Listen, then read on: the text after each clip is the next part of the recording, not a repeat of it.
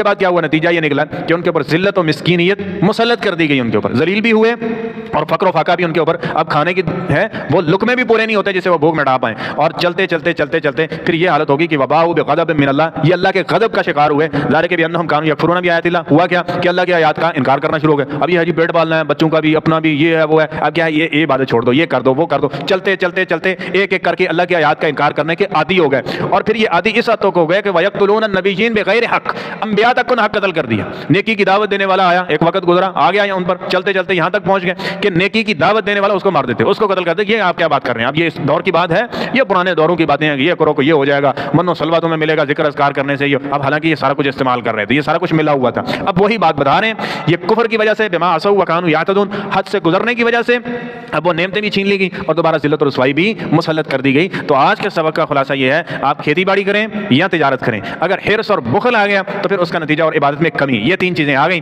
تو پھر اس کا نتیجہ ذلت و رسوائی کے سوا کچھ بھی نہیں ہے. اور یہ کام کریں لیکن اس کے ساتھ ساتھ اللہ کی عبادت کے لیے وقت ضرور نکالیں. جس طرح پہلے بھی حدیث قدسی آپ سن رکھی ہے، تفرغ لعبادتی، اللہ تعالیٰ فرماتے ہیں ابن آدم میری عبادت کے لیے وقت نکالا کر تو میں تیرا فقر بھی دور کر دوں گا، تیری آنکھوں سے اس فقر کو دور کر کے غنا سے تیرا دل بھر دوں گا. ٹھیک ہے، اور اگر ایسا نہیں کرے گا تو فقر تجھ پہ مسلط کر دوں گا. اور دوسری چیز استغفار کثرت سے ہونا چاہیے. اور تیسری چیز یہ ہے کہ چاہے تجارت ہے یا کھیتی باڑی ہے، اللہ کا راستہ جو فرضی زکوٰۃ ہے وہ تو نکالنی ہے. وہ فرضی زکوٰۃ نکالنے اور فرضی عشر دینے کے بغیر مال پاک نہیں ہوگا. اس کے بعد یہ ہے کہ جتنا زیادہ خرچ کریں گے اللہ تعالیٰ اتنا زیادہ بڑھوتری اور خیر و برکت اور طمانینت یہ چیزیں عطا کر دے گا. اور اگر دوسرے راستے کا انتخاب کریں گے تو پھر یہ قرآن پاک میں ذکر ہو چکا ہے، اس سے سچی اور کوئی کتاب نہیں ہے اور اس سے بہترین بات کسی کی نہیں ہو سکتی. اس کا پھر انجام یہ ہے اللہ تعالیٰ ہمیں اچھے اوصاف اپنانے کی توفیق عطا فرمائے.